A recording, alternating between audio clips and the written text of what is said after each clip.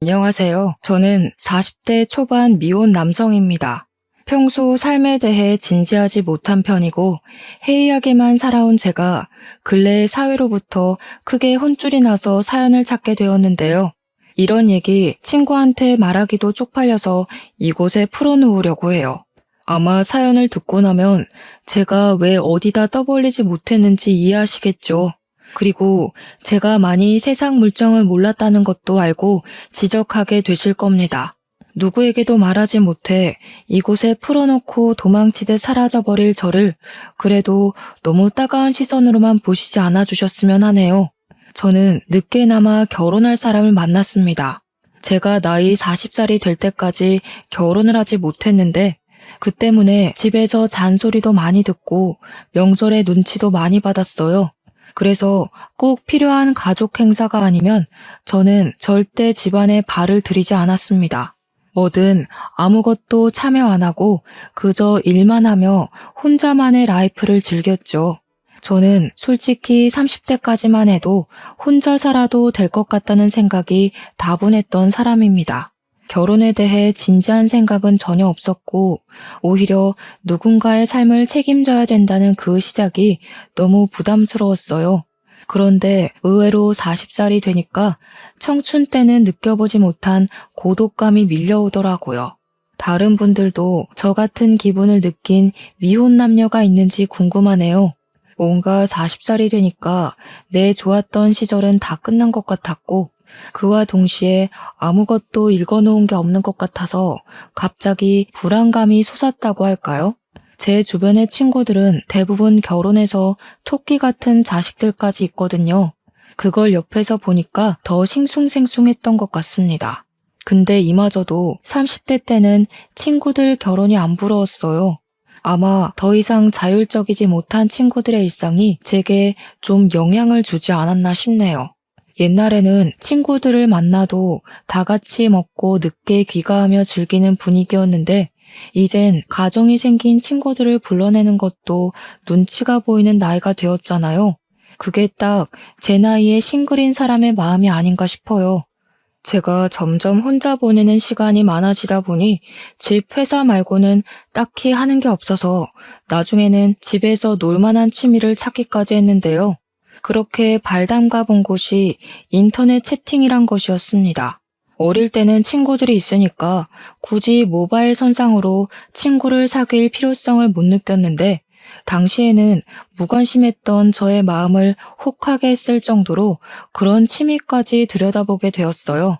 그곳은 남녀 어울리며 친구를 만드는 커뮤니티였는데 집중해서 참여하다가도 순간적으로 현실 파악이 되어 제 스스로가 한심하다는 생각도 잠깐씩 들었습니다. 들으시는 분들도 참 나이 먹고 할 짓 없다 생각할 수 있겠지만 제게는 당장 취미거리를 통해 저의 회의감을 달래는 게 우선이었어요. 그리고 그곳에서 만난 여자가 있는데 저보다 10살은 어린 아가씨였습니다. 10살이면 사실 살아온 세대가 다른 수준이라 공감대가 잘 없을 거란 말이죠. 그런데 그런 것 치곤 생각보다 대화가 잘 통해서 그분과 꽤 채팅을 많이 했었어요. 그렇게 무의식적으로 회사 다니며 연락을 지속하다 보니 연락처까지 교환하게 되었고 그 뒤부터는 채팅이 아닌 전화로 수다를 떨기 시작했죠. 그분은 하는 일이 부동산을 차려 중개사 일을 하고 있다고 했습니다. 어린 나이에 자기 앞으로 된 부동산이 있다는 것이 정말 대단해 보였어요. 갖고 있는 집도 2채라고 하네요. 저보다 10살이 어린데도 불구하고 저보다 훨씬 현명하게 살고 있는 것 같아서 그분에게 진심으로 존경을 표하기도 했습니다. 저희는 연락하면서 되게 분위기가 좋았어요. 몇 년지기 친구만큼이나 훌쩍 가까워졌을 만큼 친해졌죠. 그렇다 보니 서로 동네가 근처라는 것도 알게 되었습니다. 저희가 연락만 한 지 거의 2달이 되었을 때 저도 모르게 얹어 만나서 밥이라도 먹지 않겠냐고 물어버렸어요. 한 번도 얼굴 본 적 없는 사이라는 걸 순간 망각했을 정도로 저희가 친했거든요. 그땐 벌써 오빠 동생 호칭을 쓰고 있기도 했습니다. 저도 모르게 표현해버린 대시였는데 다행히도 그분이 흔쾌히 수락해 주시더라고요.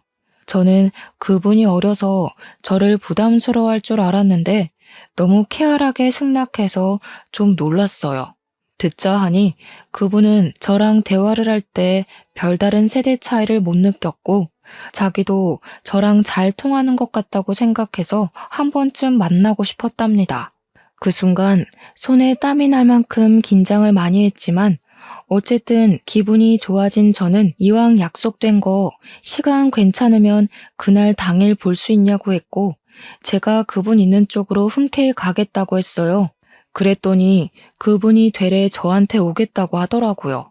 지금 자기가 마침 외출 중이었는데 제가 있는 곳에 더 가까운 것 같으니 자신이 움직이겠다고 하는 겁니다. 그 순간 남자라면 여자를 먼저 모시러 가야지 라고 생각한 저의 촌스러움이 부끄러워졌습니다. 한편으론 젊은 분인데 저처럼 이런 건 무조건 남자, 저런 건 무조건 여자 이런 고지식한 상식을 갖고 있는 게 아니라서 참 마음에 들었어요. 그렇게 더 열린 마음으로 그분을 첫 대면을 했는데 솔직히 말씀드리자면 너무 예뻤습니다. 제가 감히 그분에게 호감을 갖는 것이 미안했을 정도였어요. 사실 저 여자친구 사귀어 보긴 했지만 겨우 20대 때 2번 연애한 게 다였고 그마저도 한두 달이면 차였습니다. 제가 차였던 이유는 정말 간결해요. 과거의 여자친구들이 똑같이 말했었는데 저더러 그냥 재미없어서 같이 있는 게 즐겁지 않다고 하더라고요. 그때 이후로 자존감이 하락한 저는 친구들만 사귀었지 여자는 비즈니스가 아니면 만나본 적이 없습니다. 그런데 그분은 달랐다는 거예요.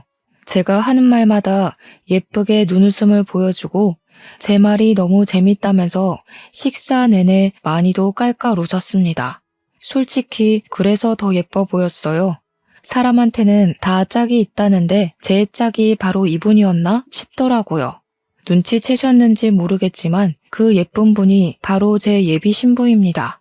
일단 저는 연애를 오랜만에 시작을 한 것도 있지만 예비 신부 미모가 너무 훌륭해서 더 잘 못 쳐다보고 떨렸던 것 같아요. 그래서 제가 다소 어색하게 행동하는 부분이 많았을 텐데도 정말 고맙게 예비 신부가 먼저 저한테 말 걸어주고 궁금해 해주더라고요. 한결같이 저를 재밌다고 해주는 예비 신부 덕분에 저도 자신감을 얻어서 좀 마음을 편히 먹었던 것 같아요. 저희는 한번 만나기 시작해 그 뒤로도 자주 만났어요. 사회 친구라고 해야 할까요? 서로 본가랑 멀리서 독립하고 있는 데다가 친구들 만나기가 어려운 실정인 게 공통점이었거든요.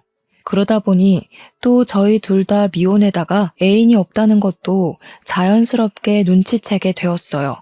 예비 신부는 미모와 달리 참 털털한 성격이었습니다. 뭐든 남자라고 이러쿵저러쿵 다 해줘야 된다는 발상은 전혀 없었고 자기가 알아서 먼저 계산도 하려고 했고 연락도 먼저 하는 것에 서슴지 않아 했어요. 젊은 여자들이 흔히 부린다는 철없는 어리광도 예비 신부에게선 찾아볼 수 없었습니다.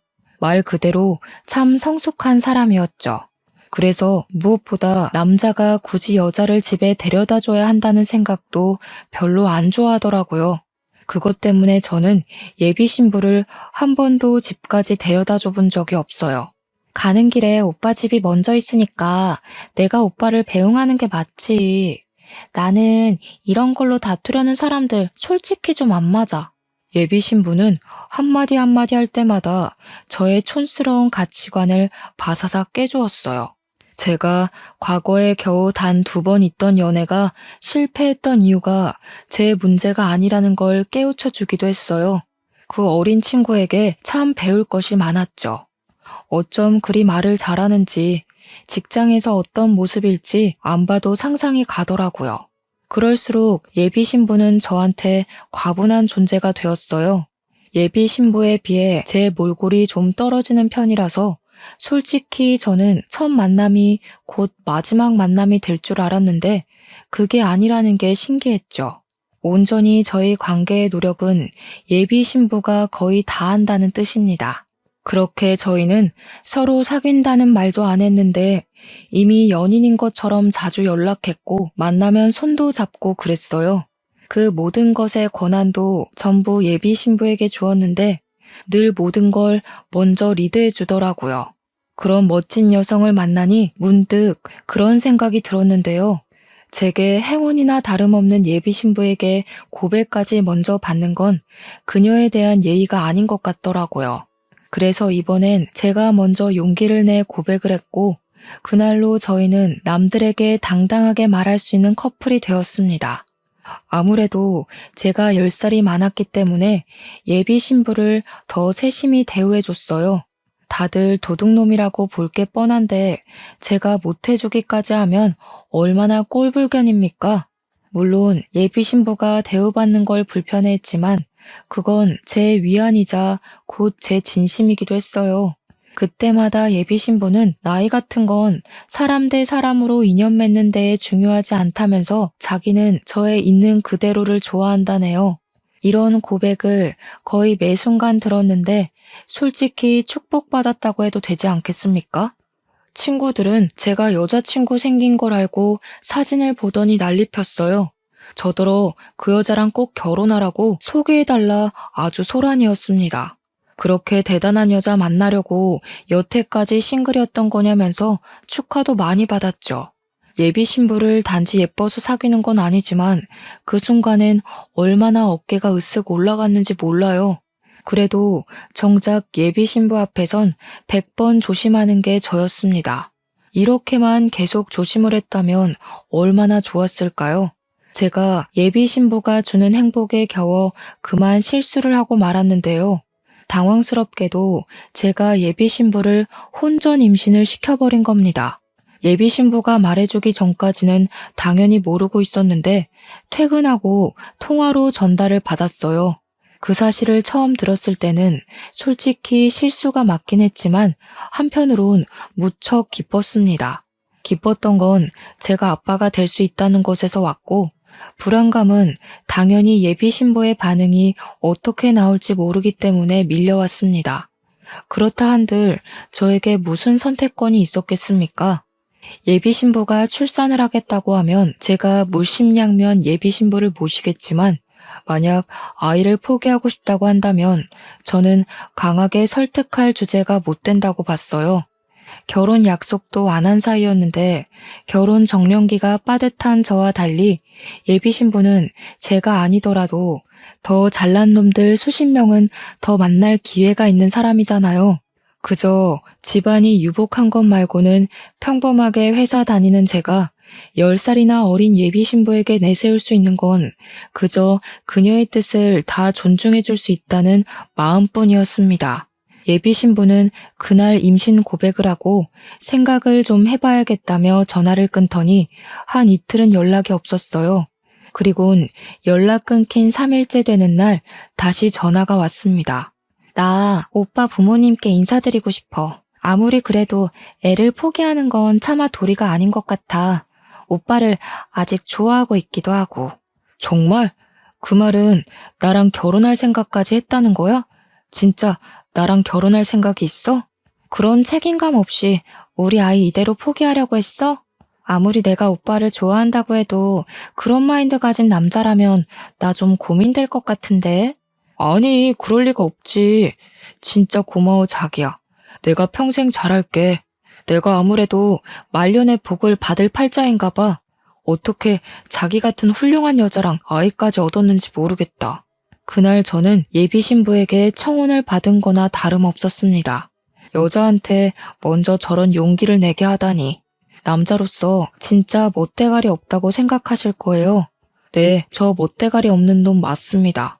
그래서 놓친 인연이 여럿 있었고 다시 연애 쪽엔 돌아보지도 못할 만큼 좋아했었어요. 저도 그런 제 자신을 잘 알아서 그날 이후 완전히 다른 사람이 되겠다고 마음을 먹었습니다. 앞으로 제가 사랑하는 여자와 아이를 위해서 집안의 가장다운 남자가 되겠다고 다짐을 했었죠. 평생 독거노인 삶이나 살다 갈 줄 알았던 제게도 결혼이란 선물이 올 줄은 몰랐고 친구들이 결혼을 하면서 안정적인 감정이 느껴진다는 이해할 수 없는 소리를 했던 것도 전부 다 알 것만 같아 종일 기분이 붕 떠있기도 했습니다. 예비 신부 전화를 끊고 나서 저는 엄마한테 바로 전화해 결혼할 여자가 있다고 밝혔어요. 그러자 예상대로 엄마는 저보다 더 기뻐하며 비명을 깍 질렀고 수화기를 든 채로 주변 식구들에게 제 소식을 떠벌리며 난리가 났습니다. 그래서 언제 데려올 거니? 집에 뭐가 없어서 장을 봐야 되거든. 우리 며느리 될 아이는 뭘 좋아하려나? 가리는 거 딱히 없대. 근데 엄마, 내일 가서 자세히 말하긴 할 텐데 여자친구가 임신을 해서 너무 자극적인 음식은 피해줬으면 좋겠어. 어머, 임신? 너무 잘 됐다. 세상에, 그럼 나도 할머니 소리 들어볼 수 있는 거니? 평생 할머니 한 번 못 대고 눈 감는 줄 알았는데 우리 아들이 말년에 제대로 효도하려나 보네. 내가 점을 봤는데 네가 딱 나이 40살부터 인생 핀다고 하더라고. 엄마는 예비 며느리가 뭐하는 여자인지 어느 집안 딸내미인지 그런 걸 전혀 묻지 않았습니다. 왜냐면 제가 이미 결혼 정년기를 넘기기도 했고 집안 식구들이 제발 결혼 좀 해달라고 사정을 하던 상황이었기 때문이었죠. 사촌들까지 다 합쳐서 저만 결혼을 안 하고 있었으니 얼마나 다들 애가 탄다고 했다고요. 제가 너무 결혼에 관심이 없었을 때는 엄마가 농담 삼아 이런 얘기를 한 적도 있었는데요. 범죄 저지른 년만 아니면 다 된다고 했었거든요. 엄마는 이혼녀든 나이가 많든 백수든 그런 건 전혀 상관없다고 제발 여자만 데려오라 하셨습니다. 집에서 얼마나 저희 결혼을 기다렸는지 조금은 느껴지시나요? 저랑 예비 신부는 본격적으로 양가 집안에 인사를 드리기로 한 거나 마찬가지이니 저는 예의를 차려 저희 집을 가기 전에 예비 신부네에 먼저 방문을 하고 싶었습니다. 그래서 나름 배려한다고 예비 신부에게 예비 장인 장모님 얘기를 꺼냈는데요. 예비 신부가 뜻밖의 난감해하면서 그건 좀 어렵겠다고 하더라고요. 우리 아빠가 군인이었다고는 말했었지? 아빠가 대통령 보좌관으로 계셨거든. 아빠 돌아가시고 연금이 좀 잘 나와서 엄마가 노후 편하게 즐기고 있는데 지금은 유럽에 있어. 아마 귀국하려면 한두 달은 걸릴 것 같아서. 아, 그래? 그럼 우리 집도 그때 인사드리는 걸로 하자. 어차피 결혼식은 내년에 하는 거니까 그 전에만 인사드리면 되지. 어머님께서 나 보고 싶어 하신다며. 그러다 나 어머님 만나기도 전에 점수 깎이면 어떡해. 그냥 어머님 아버님께 먼저 인사드리고 나중에 우리 엄마 오면 또 오빠네 집 가서 인사드리면 되지. 듣다 보니 예비 신부의 말이 옳다고 생각을 했어요. 그래서 저는 부모님께 연락을 해서 일정을 빠르게 잡았습니다. 당일 예비 신부가 우리 부모님께 드릴 한우까지 사왔더라고요. 이렇게 성숙한 예의가 잘 돋보일 때면 저도 모르게 나이 차이를 망각하고 맙니다. 그렇게 저는 들뜬 마음으로 모두가 그토록 바랐던 제 신부감을 모시고 집으로 갔어요. 그렇잖아도 어떤 여자를 데려오든 우리 집에서 떠받들어 줬을 텐데 예비 신부가 미모까지 상당하니 식구들이 예비 신부를 완전 공주 대접하듯 데려다 앉히더라고요. 그리고 차마 저도 몰랐던 사실이 저희를 기다리고 있었는데 집에는 부모님만 계신 게 아니었어요. 친척 어른들께서도 예비 신부 구경하려고 다들 모여 있는 거 아니겠습니까? 저희 식구들이 좀 유난스러운 게 없지 않아 있는데 첫 결혼 인사에서도 그럴 줄은 몰랐습니다. 솔직히 이런 상황 예비 신부 입장이면 부담스럽잖아요. 괜히 예비 신부 눈치가 보이더라고요. 그래서 식구들이 식사 차리는 틈을 타서 몰래 너무 부담스러운 분위기라 미안하다고 했는데요. 예비 신부는 오히려 다복해서 좋다고 집이 크니까 답답하지도 않다며 긍정적으로 봐줬습니다. 제가 또 예비 신부에게 놀랐던 건 어른들을 굉장히 사근사근 잘 대했다는 겁니다. 그래서 엄마 눈에는 더 합격이었을 거예요. 범죄자 아니고 여자 기능만 하면 결혼 허락해줬을 거라는 엄마에게 예비 신부의 존재는 그저 100점 중에 1000점이나 다름없었습니다. 엄마가 예비 신부를 얼마나 환대했냐면 그만 가야 할 시간에 갑자기 선물이 있다면서 자기가 끼고 있던 반지를 빼서 예비 신부에게 쥐어주더라고요. 그건 엄마가 개인적으로 구매했던 금 3돈 되는 반지였어요. 예비 신부가 식겁하면서 거절했지만 엄마는 예비 신부에게 끝까지 주면서 예비 신부 손을 꼭 잡았어요. 다 늙어서 쓸데도 없는 우리 아들한테 시집 오겠다고 해주니까 고마워 그러지. 내가 당장 줄 수 있는 게 이것밖에 없네. 걱정 마라. 앞으로 이 시애미가 해줄 수 있는 건 다 해줄게. 너는 아무것도 들고 올 것 없다. 몸만 오면 우리 집에서 다 해줄 거야. 그렇게 첫날부터 금반지 선물을 받은 예비 신부는 얼떨떨하게 그걸 들고 나왔지만 곧 무척 행복해하며 깔깔 웃었습니다. 너무 유쾌한 집이라고 없던 웃음도 나온다면서 저한테 무조건 시집 가야겠다고 하더라고요. 그리고 오히려 자기가 과분한 집안에 시집 가는 것 같다고 너스레도 떨었습니다. 우리 집에 인사를 하고 나니 좀 더 가족에 가까워진 느낌이 없지 않아 있었는데요. 엄마가 예비 신부 데리고 집에 오라고 할 때마다 곤란했는데 예비 신부가 고맙게도 우리 집 방문하는 걸 참 좋아해 줬어요. 어느 순간부터는 뭐만 하면 우리 부모님 생각해주면서 이거 같이 먹자, 저기 같이 놀러 가자, 여기 모시고 오자 그런 식으로 고맙고 예쁜 말만 했습니다. 그게 다 자기 엄마가 유럽 가서 부모 품이 그립다는 것 때문이었는데요. 아직 예비 신부가 30살이었으니까 부모가 그리울 나이일 수 있다고 생각을 했어요. 그래서 그 뒤부턴 한결 마음 편하게 예비 신부를 우리 집에 데려갈 수 있었어요. 그때마다 엄마는 예비 신부가 이미 며느리라도 된 것처럼 자꾸 폐물 같은 걸 선물로 주었습니다. 그런 식으로 찔끔찔끔 준 게 거의 500만 원 돈 가까이 되었을 겁니다. 엄마가 고집을 해서 예비 며느리 예쁘다고 챙겨주는 것이니 사실 거절만 하는 것도 예의가 아닐 수 있거든요. 그 적정선을 예비 신부가 잘 지키면서 선물을 받더라고요.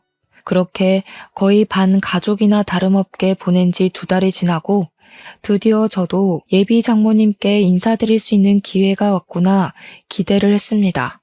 그런데 갑자기 예비 신부가 또 한 번 곤란하다고 말을 하는 거예요. 엄마가 여행이 너무 길어서 힘들었나 봐. 건강이 안 좋아서 당분간은 만나기 어려울 것 같아. 나도 웬만하면 오빠 얼굴만 보면 안 되겠냐고 물어봤거든. 근데 엄마가 컨디션 안 좋을 때 만나면 오빠한테 안 좋은 인상으로 비칠 것 같아서 좀 그렇다네. 해외여행을 오래 하고 돌아오신 거면 충분히 그럴 수 있다고 생각했습니다. 할 수 없이 저는 또 한 번 예비 장모님과의 만남을 미뤄야 했어요. 보통 여행 몸살이 얼마나 가는진 잘 모르지만 그래도 한 달이면 꽤 컨디션을 회복하지 않나요? 대충 그럴 것 같아서 그때쯤 제가 예비 신부한테 다시 물어봤는데요. 이번엔 예비 장모님이 대상포진에 걸렸다고 하더라고요. 예비 장모님이 원래 몸이 약한 사람이라서 잔병 치레가 좀 잦대요. 저는 할 수 없이 더 물어보는 건 포기하고 예비 신부가 괜찮다고 할 때까지 기다리기로 했습니다. 그리고 이건 사귀기 전에 말해줬던 건데 예비 신부는 장모랑 같이 부동산 일을 하고 있다고 했어요. 데이트한다고 차 타고 예비 신부 부동산 앞을 지나가다가 한 번 본 적이 있어요. 또 예비 신부가 건물도 2채 갖고 있는 능력녀라고 말씀드렸잖아요. 가진 재산이 많은 만큼 세금이 많이 나오는 편이라고 하더라고요. 그래서 제가 더 대단하게 생각했던 거예요. 어린 나이에 부모랑 사업해서 그만한 재산을 마련한 거잖아요. 그런데 제 동경심과 달리 예비 신부는 갖고 있는 재산 때문에 고민이 많은 것 같았어요. 어느 순간부터 세금 얘기를 자주 하면서 옛날만큼 부동산이 잘 되는 것도 아니고 요즘 세입자 구하는 것도 만만치가 않다고 그만 부동산 소유물들을 처분할까 생각 중이란 말을 하곤 했어요. 저는 뭐든 예비 신부 마음이 편한 게 먼저였기 때문에 힘에 부치면 언제든지 뜻대로 하라고 했습니다. 어차피 우린 결혼할 사이고 부동산만 팔아도 예비 신부 쪽에서 결혼 자금을 못 대는 일은 없을 거거든요. 혹시나 결혼 자금을 못 대면 어떤가요? 예비 신부더러 몸만 오라는 저희 부모님의 말은 허풍이 아닙니다. 정말 저희 쪽에서 다 마련할 수 있었거든요. 그래서 저는 예비 신부가 부동산을 정리하려고 어느 정도 마음을 먹은 줄 알았어요. 근데 어느 날 제게 그런 말을 하더라고요. 세금이 1억 나왔는데 3천만 원이 부족해서 빌려달라고 말이죠. 자신이 꼭 갚겠다고 불안하면 차용증까지 써준다고 했습니다. 갑자기 3천만 원을 빌려달라고 하는 건 좀 당황스러웠지만 그렇다고 결혼할 사이에 뭘 차용증까지 쓰나 싶었어요. 제가 예비 신부 사정을 모르는 것도 아니었고요. 그래서 저는 알겠다고 했고 제 목돈 통장에서 3천만 원 이체시켜 주었습니다. 예비 신부는 제 덕에 급한 불 껐다고 정말 고마워했어요. 당시 저도 함께 안심을 했었죠. 그런데 문제는 예비 신부가 돈을 빌려달란 행각이 이게 끝이 아니었다는 겁니다. 그 다음 제게 또 돈을 빌려달라고 한 적이 있었어요. 자기가 재작년에 세를 주고 오픈했었던 미용실 하나가 있는데 친척이 하는 곳이라고 하더라고요. 근데 재정이 어려웠는지 적자가 나서 월세가 좀 밀렸다고 2천만 원 공과금이 부족해서 그러는데 좀 빌려달라고 하는 겁니다. 그러면서 바로 덧붙이는 말이 그 미용실 건물을 제 명의로 돌려주겠다고 했어요. 이제 우리 부부나 마찬가지인데 내가 가진 건 다 오빠 거지. 나 애 생겨서 오빠한테서 도망도 못 가. 혹시 불안해서 그래? 혼인신고 먼저 할까? 예비 신부를 수상하게 볼 건 없었습니다. 예비 신부 말대로 이미 뱃속에 제 아이도 있고 제가 예비 신부 신원을 모르는 것도 아니고 부동산 일 때문에 여기저기 연락하는 모습도 많이 봤으니까요. 그리고 건물 하나를 제 명의로 돌려준다고 하잖아요. 그런 담보가 있는 거라면 저는 그걸 믿고 빌려줄 수 있었어요. 실제로 예비 신부가 저를 찾아와 명의 변경 신청서를 같이 작성했었거든요. 이렇게 저희 문제는 돈과 예비 장모를 못 만나 뵀다는 것 말고는 결혼 준비가 수월했습니다. 산부인과 검진 같은 경우에는 제가 회사를 다니니까 시간이 안 돼서 예비 신부가 산부인과 검진을 혼자 다녔는데요. 저는 그게 또 미안해서 산부인과 비용과 차비, 식사까지 해서 예비 신부에게 틈틈이 10만 원씩 입금을 해줬어요. 그렇게 저희는 결혼식 날짜가 다가올 동안 만반의 준비를 하면서 평범한 나날을 보냈죠. 바로 여기까지가 저의 행복한 꿈이었던 겁니다. 그리고 그날은 평소처럼 날씨 좋은 어느 날이었어요. 그날 점심쯤 제게 아주 당혹스러운 전화 한 통이 걸려왔습니다. 발신자는 경찰이었고 예비 신부 이름을 대며 아는 사람이냐고 물어왔어요. 전개가 당황스러웠지만 경찰이라는 것에 덜컥 긴장이 되어 일단 솔직하게 말했습니다. 결혼할 여자라고 했더니 그 다음에 들려오는 경찰 말이 더 당황스러웠어요. 진주에서 서울까지 택시 왕복하셨는데 택시비 60만 원 지불 안 하고 도망가셨어요. 이분이 모바일로 택시 부르셔서 번호 줘야 하면 다 뜨거든요. 지금 연락이 안 되는데 혹시 최근에 언제 만나셨어요? 네? 그럴 리가요. 그럴 사람이 아닌데. 뭔가 잘못하신 거 아니에요? 제가 어제 저녁에 잠깐 얼굴 봤었거든요. 근데 제 여자친구는 진주까지 갈 일이 없는 사람인데요. 그 뒤로 경찰이 줄줄 읊는 예비 신부 신원은 제가 처음 듣는 사실이 그득했어요. 분명 예비 신부는 미혼인데 경찰이 조회를 해봤다면서 하는 말이 기혼이라고 하는 거 아니겠습니까? 심지어 결혼을 했지만 5년 전에 이혼을 한 걸로 나와 있고 본가는 진주이며 애까지 둘이나 딸려 있다고 하더라고요. 제 입장에서는 정말 말도 안 되는 소리였습니다. 하지만 경찰이 헛소리하는 건 아닐 거 아닙니까? 그래서 제가 경찰이 찾는 사람의 신원을 다시 한번 물었어요. 그랬더니 경찰이 주민번호 앞자리와 예비 신부 이름까지 정확히 다시 말해주었습니다. 경찰은 지금 예비 신부를 쫓고 있다는 상황이라고 설명까지 해주었어요. 그러면서 저더러 혹시 예비 신부랑 연락이 닿으면 자신들에게 연락해달라고 하더라고요. 만약 숨겨준다면 저도 공범죄를 물어야 될 테니 제 양심을 믿겠다고 하곤 전화를 끊었습니다. 너무 혼란스러웠어요. 일단은 예비 신부한테 연락하는 것이 먼저일 것 같아서 전화를 걸었는데 연락이 전혀 안 되더라고요. 도통 불안해서 근무 집중이 안 되었어요. 결국 저는 반차를 썼고 예비 신부가 일한다는 부동산을 바로 찾아갔습니다. 근데 부동산 일하는 사람 말이 저의 혼란스러움을 더 가미시켜 주었어요. 아, 그 사기꾼년이요? 그년 완전 정신 나간 여자예요.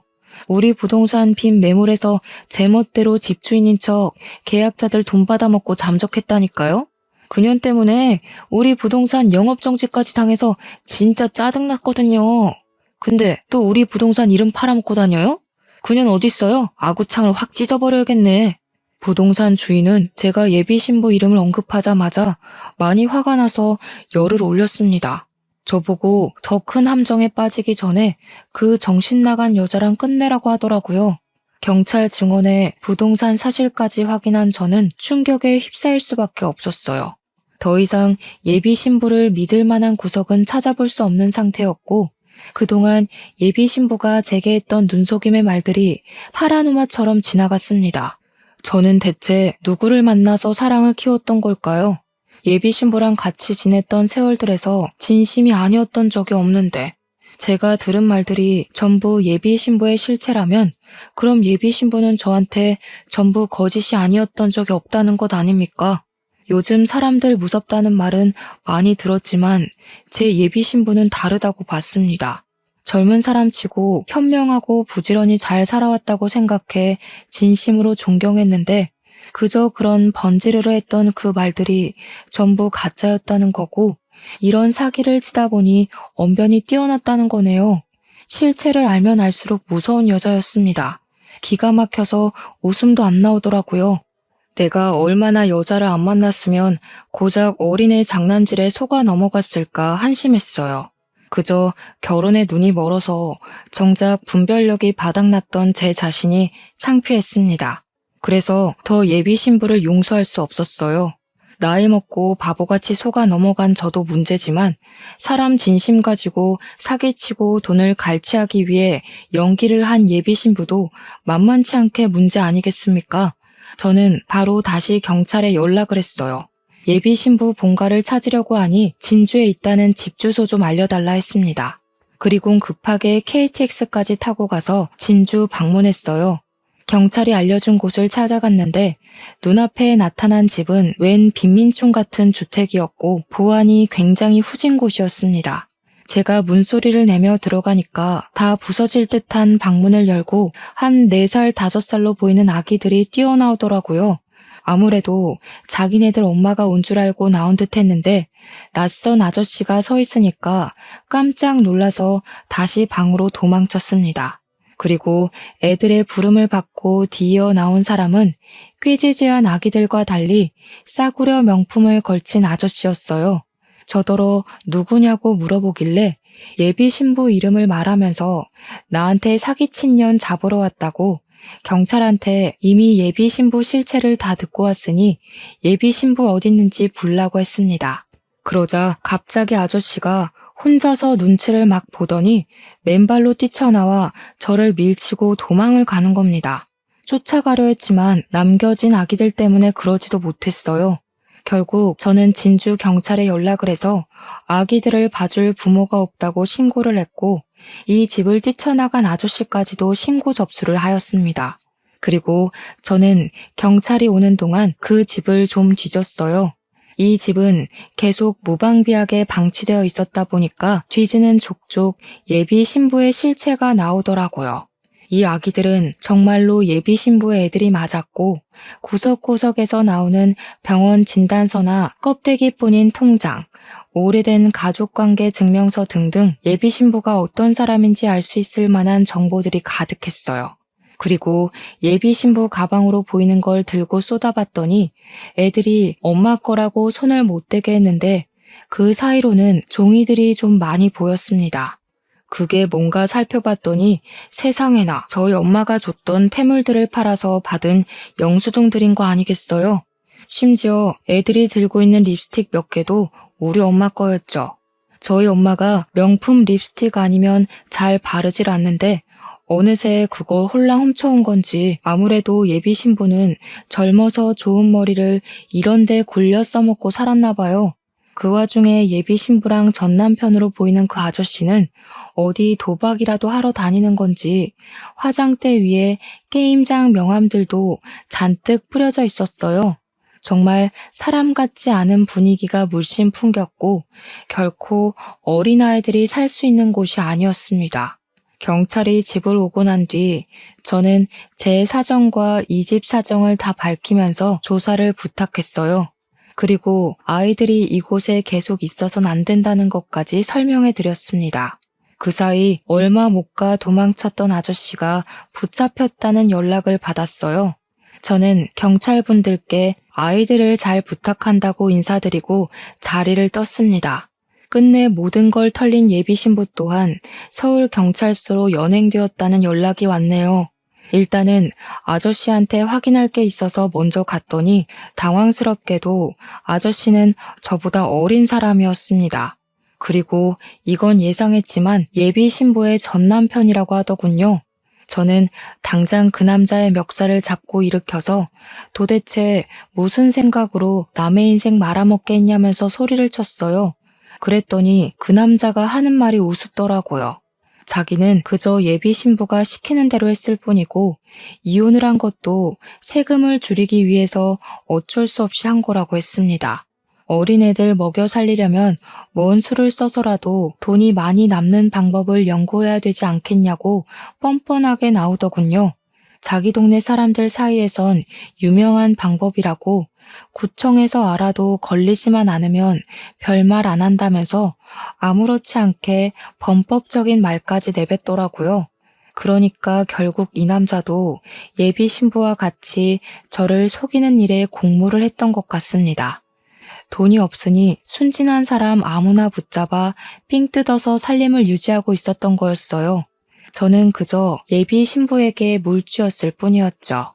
그렇게 돈을 뜯어갔으면 애들이라도 제대로 키웠어야지.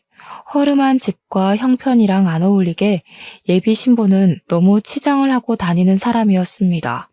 부물한 것들만 번쩍번쩍하고 그 집 애들은 다 늘어난 내복을 입고 있고 남의 등쳐먹는 걸 뻔뻔하게 취하는 걸로 모자라 부모로서의 상식도 없는 연놈들인 것 같아서 저는 더 주체할 수 없이 화가 났어요. 이런 뇌 없는 사람들한테 제대로 놀아난 거잖아요. 제가 얼마나 사회에 대한 경계가 없었으면 그런 실수를 다 했을까요? 저는 결국 반성 없이 변명만 하고 있는 예비 신부 전 남편을 향해 주먹을 내리꽂아 줬습니다. 감옥 가면 당분간 네 마누라 얼굴 못 볼 텐데 그럼 돈 쥐어줄 사람도 없겠네. 더 이상 싸구려 명품 못 걸쳐서 어쩌냐? 내가 네 마누라랑 결혼하면 나중엔 나한테 해코지해서라도 내 재산을 가져갔겠다? 그 전에 콩밥 처먹게 될 줄은 너희들도 몰랐겠지. 쉽게 살려고 하면 결국 이 꼴 나는 거야. 너희들 같은 쓰레기는 커서도 부모 대접 기대하진 말아야겠다. 저는 경찰에게 공범에게 줄 수 있는 아주 큰 형량을 부탁했고 바로 급하게 서울로 올라갔습니다. 예비 신부가 있다는 경찰서로 가면서 예비 신부를 사기죄와 절도죄로 고소를 해버렸어요. 경찰서에 가니까 예비 신부가 고개를 푹 숙이고 앉아 있더라고요. 보나마나 저런 것도 연기겠죠. 이건 제가 그 자리에 가서 들었던 건데 경찰 말로는 예비 신부가 거짓말했던 사실 중에 임신도 포함이었다고 하더라고요. 거기다 또 하나, 저랑 같이 작성했던 미용실 명의 변경 신청서도 가짜였대요. 대체 저는 세상을 얼마나 물로 봤던 걸까요? 어쨌든 특히 임신이 제게 좀 더 충격을 주었어요. 저희 엄마는 예비 며느리도 좋아하셨지만 손자 때문에 더 기뻐했었거든요. 제 안목이 개떡 같았던 탓에 본의 아니게 불효를 저지르게 되어 그것 때문이라도 저는 더 예비 신부에게 화가 났습니다. 저는 예비 신부한테 인사도 하지 않고 바로 그년 멱살을 잡았어요. 너 도대체 뭐야? 처음부터 도둑년이었던 거야? 내 돈 빼먹고 네 입에 풀칠하려고 접근했던 거냐고. 어떻게 사람이 돼서 그 정도로 낯짝 두꺼울 수가 있어? 한두 번 사기친 것도 아니지. 겨우 이따위로 살아온 게 진짜 네 모습인 거냐? 예비 신부는 제가 침을 튀기면서 목청을 높여도 그저 택시비만 아니었으면 나한테 들통 안 날 수 있었다는 둥, 택시를 모바일로 부르는 게 아니었다는 둥, 제 귀를 의심할 만한 멍멍이 발언을 서슴지 않았습니다. 그것에 더 성질이 난 저는 다시 한번 예비 신부를 몰아붙이며 목에 핏대를 세웠어요. 그래, 카드값 급해서 그랬다. 원래 사람이 돈 없으면 물불 안 가리는 거야. 오빠는 잘 살아서 모르겠지.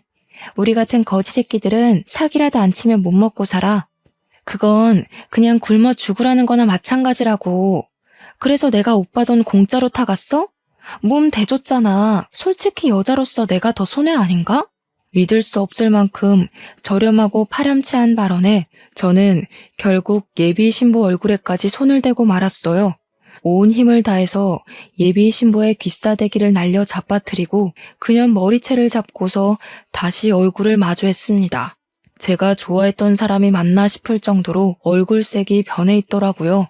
그간의 세월이 무색하게 날아가 버린 것 같아서 그 순간 살짝 눈시울이 붉어졌던 것 같아요.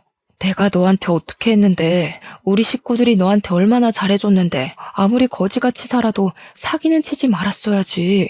너 같은 애는 애를 낳지 말았어야 했어. 어떻게 니까짓 게 부모를 해? 애들 앞에서 쪽팔리지도 않냐? 아, 걔들? 걔들도 나름 걔들 몫을 해. 걔들 때문에 깜빵 가도 형량이 적거든. 자식이 돼서 엄마한테 그 정도 역할을 해주니까 나도 부모로서 먹여주고 재워주는 거지. 예비 신부는 제게 이미 실체가 들켜버린 이상 저는 안중에도 없는 사람이 되어버렸습니다. 더는 제 앞에서 가면을 쓰지 않았고 폐기 처분해야 할 인성을 무수히 많이 보여주었어요. 폐륜적인 발언 또한 경찰이 듣든 말든 상관하지 않는 것 보니 이렇게 경찰서에 잡혀오는 것이 전혀 무섭지 않은 것처럼 보이기도 했습니다.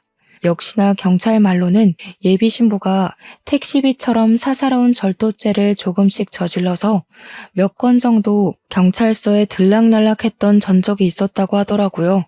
저한테 그 소리를 해주는 경찰에 대고 예비 신부가 절도 횟수를 정정하는 당당한 태도를 보이길래 저는 더 이상 참지 못했어요.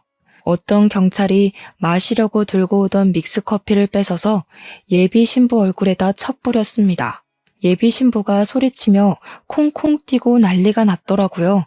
그 와중에 저더러 상해죄로 고발할 거라면서 악을 쓰며 비명을 지르는데 경찰이 물티슈로 예비 신부 얼굴을 맞추더니 너 같은 년은 상해죄 접수 안 먹힌다고 입을 막아버렸습니다. 그리고 저는 마지막으로 예비 신부에게 경고를 했죠. 네가 나한테 떼먹은 돈이 많아서 고작 양육 때문에 형량 깎일 일은 없을 것 같네. 참 그리고 네가 사랑하는 전남편 있지? 네 탓하고 난리가 났더라. 아무래도 그쪽은 너한테 전부 덮어씌우고 형량 깎으려는 것 같던데? 뭐 누가 형량을 더 받든 억울할 필요는 없겠다. 비교 안 되게 쓰레기잖아 둘 다. 저는 저를 매섭게 째려보는 예비 신부를 외면하고서 경찰에게 절대 합의 생각 없으니까 무조건 형량 높게 해달라고 간곡히 부탁을 했습니다. 그리고 이 여자애들은 이딴 부모 밑에서 못 크니까 보육원을 알아봐 주는 게 좋겠다고도 했고요. 경찰도 예비 신부가 애를 핑계로 형량 줄이고 싶어 하는 거 들었으니 아마 이번에는 애가 예비 신부의 탈출구는 되어주지 못할 겁니다. 그렇게 저는 예비 신부에게 평생 카드값 지옥에서 살아보라고 작별 인사를 한 뒤 경찰서를 나왔습니다. 이걸 부모님한테 말할까 말까 계속 고민하다가 지난달에 말씀을 드렸거든요. 원래는 예비 신부랑 성격 차이로 헤어졌고 예비 신부가 유럽을 가게 되어서 더 이상 만남 유지가 어려웠다고 둘러댔는데 예비 신부를 그리워하는 부모님을 보니 그것마저 죄를 짓고 있는 것 같아서 솔직하게 고백했어요. 당연히 제 욕을 할 줄 알았던 부모님은 제 편을 들면서 예비 신부를 욕하기 시작했는데요. 머리에 피도 안 마른 것이 어디서 어른들 가지고 장난을 쳐? 그딴 년 아내로 들일 바에는 혼자 사는 게 100번 낫다. 결혼하기 전에 쳐낸 게 얼마나 행운아야? 내가 너 40부터 잘 된다고 했지? 액땜했으니 앞으로 승승장구할 거다. 그년한테 준 것들 돈으로 못 돌려받는다 했으면 나 당장 감옥 쫓아가서 그년 머리채 잡을 생각이었어. 건방지게 어른을 놀려먹고 말이야. 요즘 세상엔 결혼할 만한 사람 찾는 것도 사막에서 바늘 찾는 수준이더라. 네가 마음 쓸 거 없다. 누구라도 작정하고 달려드는 미친 개가 옆에 있으면 몰릴 수밖에 없는 거야. 엄마 말대로 액땜했다고 쳐. 부모님은 제가 기죽어서 사회생활에 지장을 받을까봐 제 탓은 하지 않으려는 것 같았습니다. 그런 부모님께 더 죄송해서 면목이 없었고, 지금은 결혼은 그저 필수가 아닌 문화로만 생각하며 부모님께 효도하고 있어요. 그리고 몰랐던 사실인데 그 여자가 우리 부모님께 인사 올린다고 사왔다는 한우 있잖아요. 그것도 본 예약자를 사칭해서 훔친 거라네요. 경찰이 늦게나마 아셔야 할 것 같아서 연락했다며 말해준 사실입니다.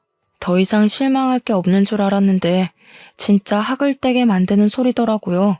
현재는 징역살이를 하고 있을 테지만 언젠가 또 그 여자가 출소하게 되고 같은 짓을 반복하려 한다면 그땐 제발 무기징역을 받았으면 좋겠습니다. 아니면 자신이랑 똑같은 사람을 만나 되레 사기를 당해봤으면 하네요. 그럼 지금까지 허무한 파혼을 했던 쓸쓸한 총각의 사연이었어요. 들어주셔서 감사하고 다들 주위에 숨어든 개가 있진 않은지 늘 살피며 조심하세요.